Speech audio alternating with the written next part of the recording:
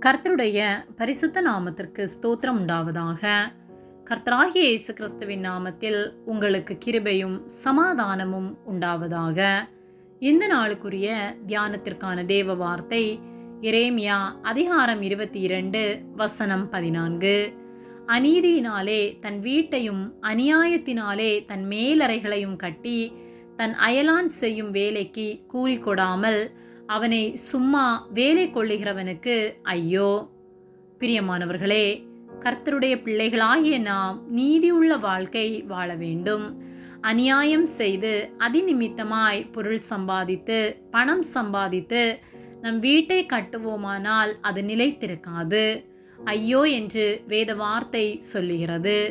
எரேமியா 22:14 அநீதியினாலே தன் வீட்டையும் அநியாயத்தினாலே தன் மேலறைகளையும் கட்டி தன் அயலான் செய்யும் வேலைக்கு கூலி கொடுக்காமல் அவனை சும்மா வேலை கொள்ளுகிறவனுக்கு ஐயோ என்று சொல்லப்பட்டுள்ளது. நாம் அநீதியினாலும் அநியாயத்தினாலும் நம் வீட்டை கட்டி வேலைக்காரருக்கு சரியான கூலி கொடுக்காமல் நம் வீடு முழுவதும் அநியாயத்தினால் பொருட்களை சம்பாதித்து வைத்திருக்கின்றோமா?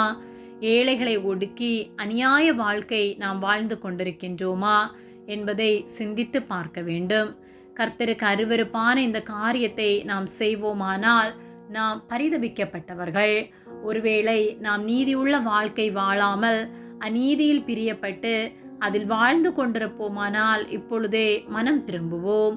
கர்த்தரிடத்திலே மன்னிப்பை கேட்போம்.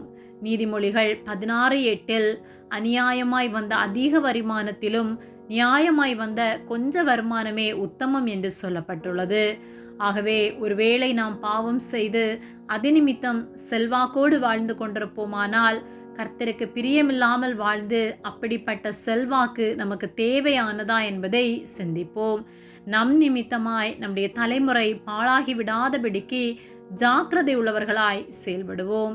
எரேமியா 17:11 அநியாயமாய் ஐஸ்வர்யத்தை சம்பாதிக்கிறவன் முட்டையிட்டு அவயம் காத்தும் குஞ்சு பொறிக்காமற் போகிற கௌதாரிக்கு சமானமாய் இருக்கிறான்.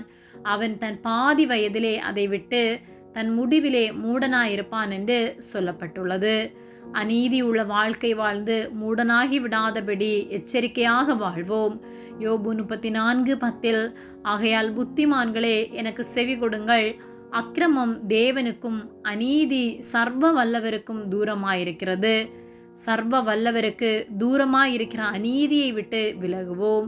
அவருக்கு பிரியமான நீதி உள்ள வாழ்க்கை வாழ்வோம். நாம் அவர் பிள்ளைகள் என்பதை பிரதிபலித்து வாழ்வோம். கர்த்தர் நம் ஒவ்வொருவரையும் ஆசீர்வதிப்பாராக. ஆமேன். ஜெபம். எங்களை அதிகமாக நேசித்து வழிநடத்தி வருகிற எங்கள் அன்பின் பரிசுத்த பிதாவே, இந்த நாளையும் நாங்கள் காணும்படியாக நீர் எங்களுக்கு ஜீவனை தந்த உம்முடைய அன்பிற்காக நாங்கள் உமக்கு நன்றி செலுத்துகின்றோம். இந்த காலை வேளையிலும் உம்முடைய சத்திய வார்த்தைகளை நாங்கள் தியானிக்கும்படியாக நீர் எங்களுக்கு தந்த இந்த நேரத்திற்காக நாங்கள் உமக்கு நன்றி செலுத்துகின்றோம். நாங்கள் தியானித்த வார்த்தையின்படியே நாங்கள் நீதியுள்ள வாழ்க்கை வாழ நீர் உதவி செய்யும்படியாய் ஜெபிக்கின்றோம். அநியாயமாய் எதையும் நாங்கள் செய்யாதபடிக்கு எங்களை காத்து கொள்ளும்படியாய் ஜெபிக்கின்றோம். இந்த நேரத்திலையும் பிறரை ஒடுக்கி ஏழைகளை துன்புறுத்தி அநியாயமாய் சம்பாதிக்கிற ஒவ்வொருவரையும் கர்த்தர் சந்திக்கும்படியாய் அப்படிப்பட்ட பாவத்திலிருந்து விடுவிக்கும்படியாய் ஜெபிக்கின்றோம். ஒவ்வொருவரும் மனம் திரும்பி உம்மண்டையிலே வரத்தக்கதான கிருபைகளை கொடுக்கும்படியாய் ஜெபிக்கின்றோம். உதவி செய்கிற உம்முடைய அன்பிற்காக நன்றி செலுத்துகின்றோம். எங்களை உம்முடைய கரத்திலே ஒப்பு கொடுக்கின்றோம். இயேசுவின் நாமத்தில் ஜெபிக்கின்றோம் ஜீவனுள்ள நல்ல பிதாவே, ஆமேன். கர்த்தர் உங்களை ஆசீர்வதிப்பாராக.